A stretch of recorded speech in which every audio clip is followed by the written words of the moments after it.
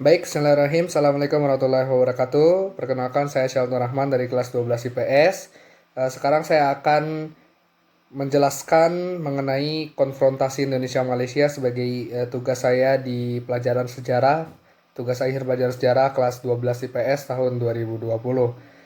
Jadi yang seperti kita ketahui, konfrontasi Indonesia-Malaysia atau yang lebih disebut sebagai konfrontasi itu sebuah peristiwa perang mengenai masa depan Malaya, Brunei, Sabah, dan Sarawak yang terjadi antara Federasi Malaysia dan Indonesia pada tahun 1962 hingga 1996.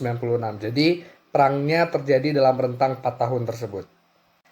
Adanya perang ini berawal dari keinginan Federasi Malaya atau lebih dikenali sebagai Persekutuan Tanah Melayu. Pada tahun 1961, Federasi Malaya ingin menggabungkan Brunei, Sabah, Sarawak ke dalam Federasi Malaysia yang tidak sesuai dengan persetujuan Manila. Oleh karena itu, keinginan tersebut ditentang oleh Presiden Soekarno yang menganggap pembentukan Federasi Malaysia yang sekarang dikenal sebagai Malaysia sebagai boneka Inggris, merupakan kolonialisme dan imperialisme dalam bentuk baru, serta dukungan terhadap berbagai gangguan keamanan dalam negeri dan pemberontakan di Indonesia. Persoalan ini dilatar belakangi pada tahun 1961, Kalimantan dibagi menjadi 4 administrasi. Kalimantan, sebuah provinsi di Indonesia, terletak di selatan Kalimantan. Di utara adalah Kerajaan Brunei dan 2 koloni Inggris, yaitu Sarawak dan Borneo Utara. Kemudian dinamakan Sabah. Sebagian bagian dari penarikannya dari kolonialnya di Asia Tenggara, Inggris mencoba menggabungkan koloninya di Kalimantan dengan Semenanjung Malaya, Federasi Malaya dengan membentuk Federasi Malaysia. Rencana ini ditentang oleh pemerintahan Indonesia. Presiden Soekarno berpendapat bahwa Malaysia hanya sebuah boneka Inggris dan konsolidasi Malaysia hanya akan menambah kontrol Inggris di kawasan ini, sehingga mengancam kemerdekaan Indonesia. Filipina juga membuat klaim atas Sabah dengan alasan daerah itu memiliki hubungan sejarah dengan Filipina melalui Kesultanan Sulu. Di Brunei, Tentara Nasional Kalimantan Utara atau TNKO memberontak pada 8 Desember 1962. Mereka mencoba menangkap Sultan Brunei, ladang minyak, dan sandera orang Eropa. Sultan lolos dan meminta pertolongan Inggris. Dia menerima pasukan Inggris dan Gurkha dari Singapura. Pada 16 Desember, Komando Timur Jauh Inggris atau British Far Eastern Command mengklaim bahwa seluruh pusat pemberontakan utama telah diatasi. Dan pada 17 April 1963, pemimpin pemberontakan ditangkap dan pemberontakan pun berakhir. Filipina dan Indonesia resminya setuju untuk menerima pembentukan Federasi Malaysia apabila mayoritas di daerah yang hendak dilakukan dekolonial memilihnya dalam sebuah referendum yang diorganisasi oleh PBB. Tetapi pada 16 September, sebelum hasil dari pemilihan dilaporkan, Malaysia melihat pembentukan federasi ini sebagai masalah dalam negeri, tanpa tempat untuk turut campur orang luar. Tetapi pemimpin Indonesia melihat hal ini sebagai persetujuan Manila yang dilanggar dan sebagai bukti kolonialisme dan imperialisme Inggris. Sejak demonstrasi anti-Indonesia di Kuala Lumpur, ketika para demonstran menyerbu gedung KBRI, merobek-robek foto Soekarno membawa lambang negara Garuda Pancasila ke hadapan Tuanku Abdul Rahman, Perdana Menteri Malaysia saat itu, dan memaksanya untuk menginjak Garuda. Amarah Soekarno pun terhadap Malaysia meledak. Demonstrasi anti-Indonesia di Kuala Lumpur yang berlangsung tanggal 17 September 1963 berlaku ketika para demonstran yang sedang memuncak marah terhadap Presiden Soekarno yang melancarkan konfrontasi terhadap Malaysia dan juga karena serangan pasukan militer tidak resmi Indonesia terhadap Malaysia.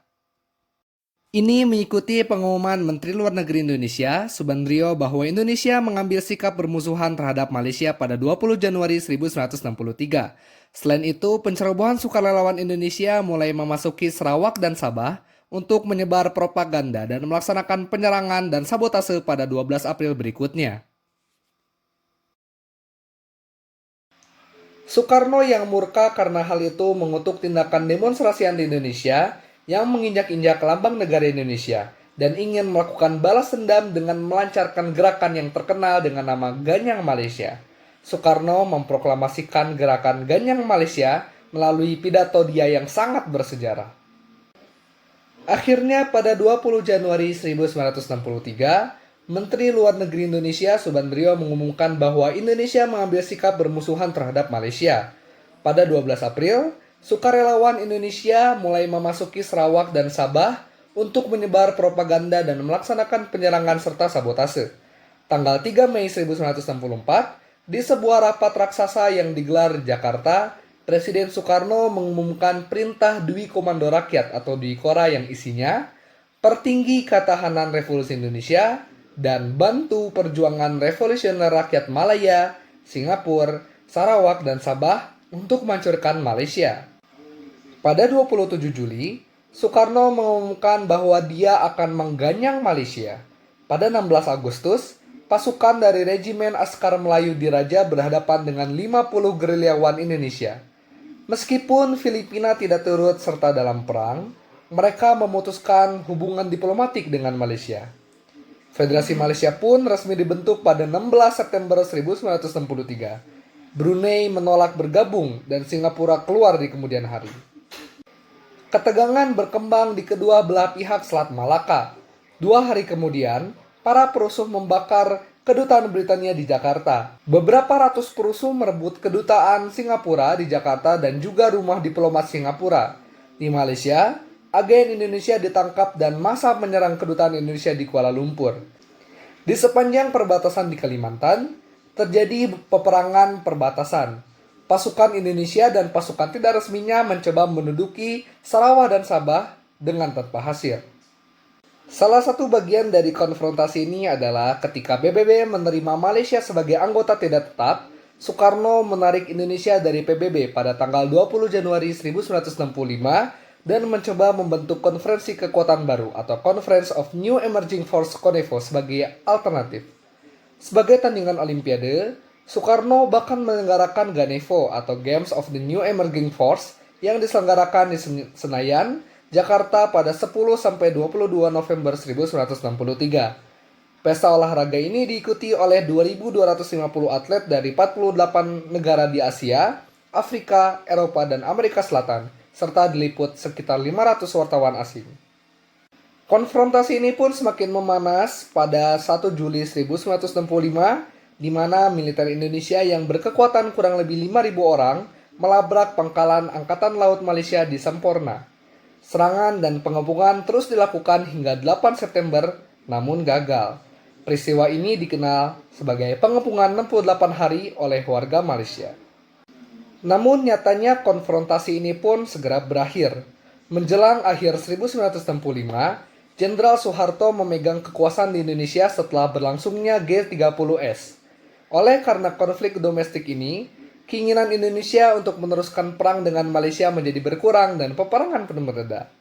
Pada 28 Mei 1966, di sebuah konferensi di Bangkok, meski diwarnai dengan keberatan Soekarno yang tidak lagi memegang kendali pemerintah secara efektif, Kerajaan Malaysia dan pemerintah Indonesia mengumumkan penyelesaian konflik dan normalisasi hubungan antara kedua negara. Kekerasan berakhir di bulan Juni dan perjanjian perdamaian ditandatangani pada 11 Agustus dan diresmikan 2 hari kemudian. Hingga saat ini, antara Indonesia dan Malaysia pun sudah menjalin hubungan yang baik, bahkan saling berkontribusi untuk kemajuan ekonomi dan juga pemerintahan di dunia.